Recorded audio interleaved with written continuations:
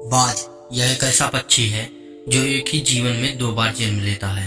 एक जब वो पैदा होता है और दूसरा जब वो वृद्धावस्था के मुकाम पर पहुंचकर यह निर्णय लेता है कि उसे जीवन जीना है या फिर अपने अंत समय की प्रतीक्षा में समय व्यतीत कर देना है।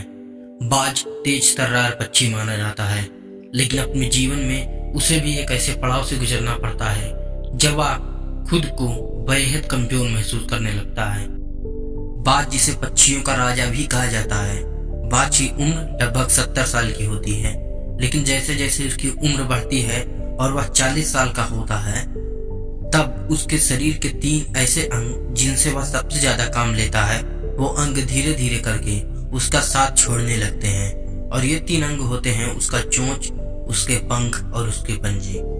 40 की उम्र पार करते ही उसके पंजे मुड़ने लगते हैं और शिकार पकड़ने में असमर्थ हो जाते हैं। इसकी चोंच जो कभी बहुत तीखी और नुकीली होती है, वो भी मुड़ने लगती है।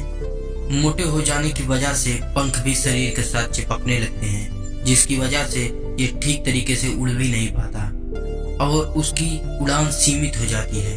अब वो समय होता है जब बाज के पास 3 विकल्प होते हैं। एक कि वह अपने शरीर को त्याग दे, दूसरा कि गिद्ध की तरह दूसरे के किए हुए शिकार पे अपना काम चलाए, तीसरा ऑप्शन खुद को पहले जैसा बनाए, लेकिन यह आसान नहीं होता। इन तीनों में से बाज तीसरा ऑप्शन चूज करता है, जो कि बहुत ही लंबी और पेनफुल प्रोसेस है। मृत्यु का इंतजार करना आसान हो सकता है, लेकिन फिर से जीवन जीने के लिए जिस दर्दनाक प्रक्रिया से होकर उसे गुजरना होगा, वह करीब 5 महीने लंबी प्रक्रिया है। बाज हार नहीं मानता। वह जीवन की खोज में एक बड़ी और ऊंची चट्टान पर जाकर पहुंचता है। उस ऊंची पहाड़ी पर पहुंचकर वह अब वहीं पर घोंसला बनाकर रहना शुरू कर देता है। वह उस ऊंची और बड़ी चट्टान पर दिन रात अपनी चोंच मारता रहता है और वह तब तक चोंच मारता रहता है जब तक कि उसका चोंच टूट नहीं जाता, और ऐसा वो अपने पंजों के साथ भी करता है। इस प्रक्रिया के बाद बाज का पूरा शरीर क्षतिग्रस्त हो जाता है। अब दोबारा पहले जैसी स्वस्थ अवस्था में पहुंचने के लिए उसे 5 महीने का इंतजार करना होगा। ये 5 महीने वह दर्द और कराहने में काटता है, बस इस उम्मीद के सहारे कि समय बीतते ही वह फिर से अपनी खुशियां, अपना हिम्मत वापस पालेगा। वह उड़ सकेगा, शिकार कर सकेगा। इस प्रक्रिया के बाद आने वाले 30 साल और जीवित रह सकेगा। अब उसके पंजे और चोंच वापस आ जाते हैं।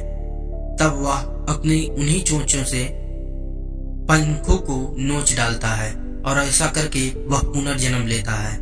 लेकिन आने वाले 30 सालों की खुशियां हासिल करने के लिए उसे बेहद कड़े और कष्टदायी इम्तिहान से गुजरना पड़ता है।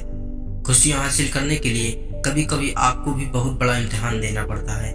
कभी कभी अपना वह सब कुछ छोड़ना पड़ता है जो आपके लिए आपका बहुत प्रिय है, जिससे आपको बहुत लगाव है।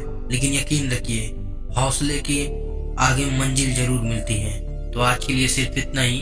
अगर आपको यह वीडियो पसंद आया हो तो इसे लाइक करना ना भूलें, और अगर आप चैनल पर नए हो तो चैनल को सब्सक्राइब करना ना भूलें।